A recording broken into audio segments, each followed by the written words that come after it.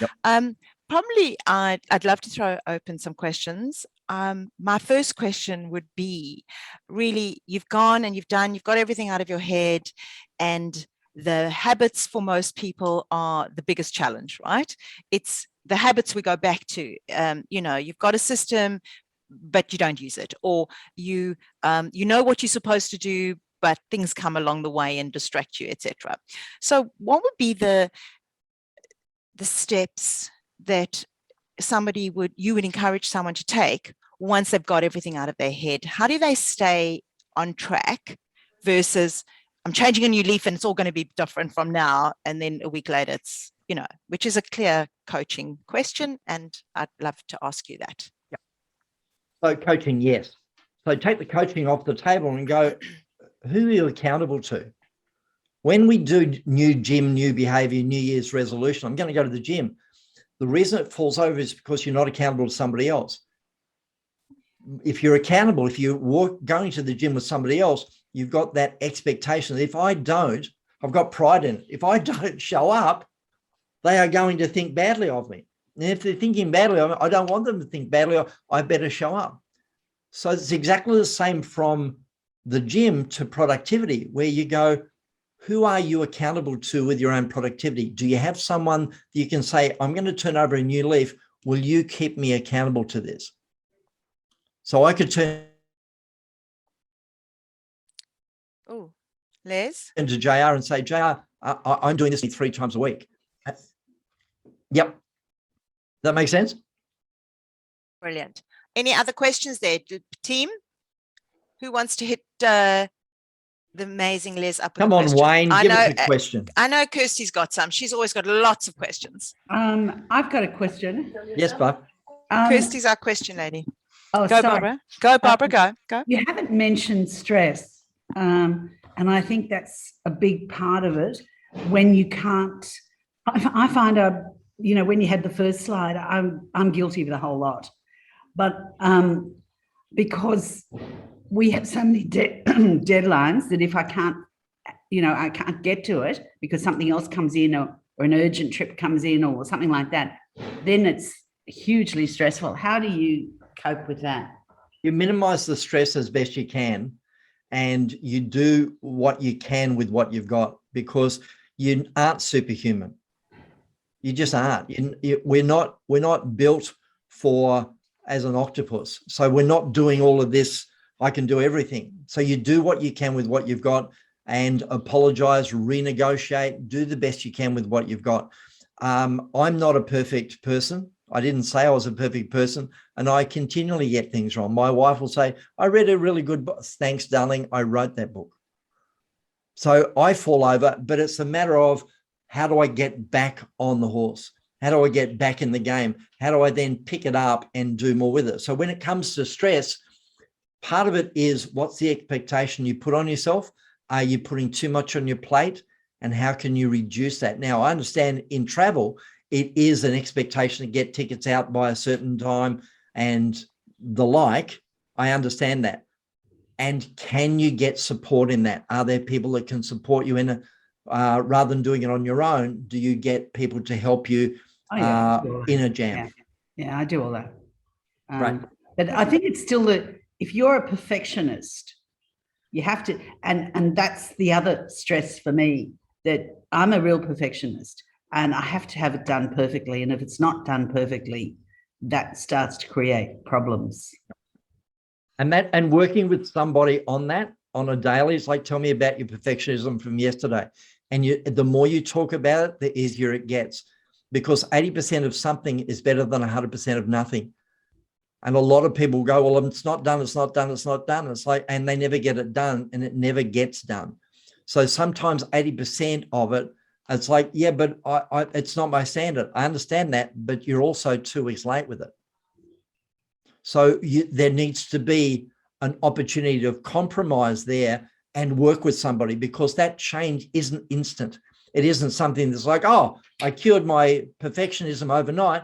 It takes time. So that's why coaching, coming into group coaching and one-on-one coaching, really helps, because you're able to be accountable to somebody and therefore change over time. Thanks, Liz. Barbara, there's an old saying, done is better than perfect. Nice. And the other thing I was going to say, and this is more because it's been drilled into my head, is it's your diary. Nice. So if, especially with being an accountant, if someone drops their stuff in and needs it urgently and you drop everything to do it, you're creating that expectation with that client that you're always going to drop everything, as it's been drummed into me for years. So that's where it comes back to, it's your diary, you manage it. Very good. That's really good.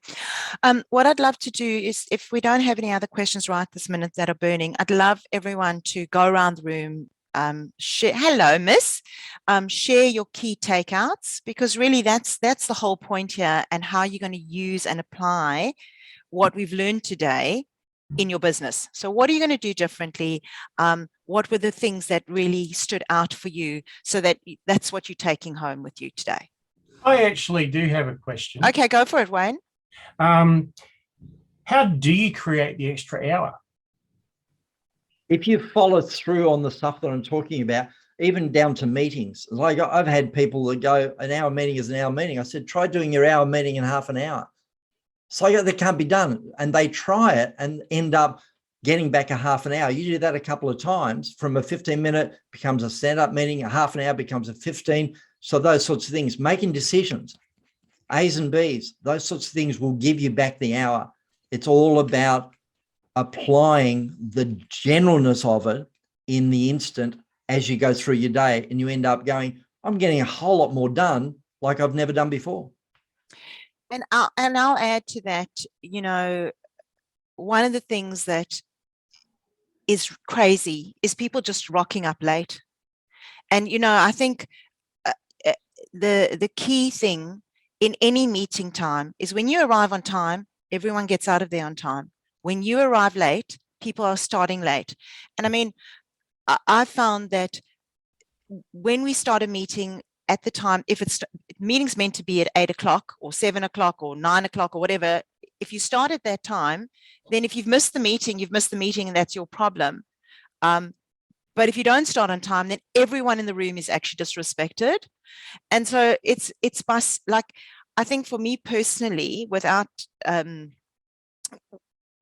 when I was growing up, I didn't really think about time much. But since I've run my own business, time is actually the most critical point. And when I get paid for my time, and if it goes back to that comment that you made, Les, earlier on about, you know, is it worth your effort and your time to do it? Do you delegate it? Do you spend? And 10 minutes of you waiting, think about what that's costing you. And not what you're not getting paid, but what is it actually costing you to arrive late at a meeting? And what does it show for the other person? So, and I'm not suggesting anyone isn't on time. That's not what this conversation's about. Yeah, I was late this morning. And it's not about that. Yeah, it's not about that. It's not about that. It's more about, you know, I think a core part of what we're talking about here is, how do you get more time? But if we don't respect our own time, we're not going to have anyone else respected either. And so, you know, when you come to a meeting, if you arrive 10 minutes late, and it's such a tiny little thing, but it creates such a different energy on yourself, because that 10 minutes we could use, or you could use, to get more joy, to have world domination, to, you know, create balance, or whatever it is. And I'd love you to add anything there. And to add to that would be Barbara's comment. Barbara's comment was from awareness. Her comment said, I'm a perfectionist.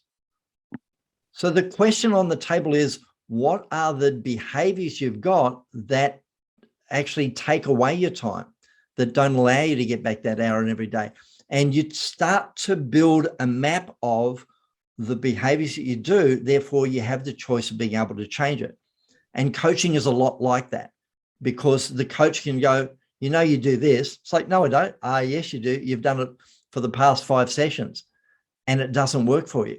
Well, I didn't even know. It's like, yeah, great. And that's in feeding it back. You can go, there's that behavior again that I do. I can change it now.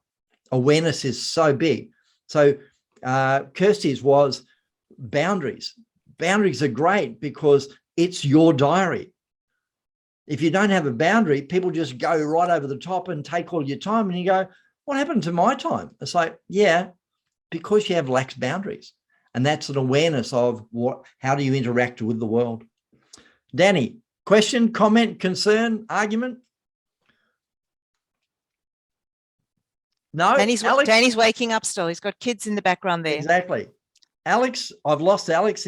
There he is. Alex, question, comment, concern, argument?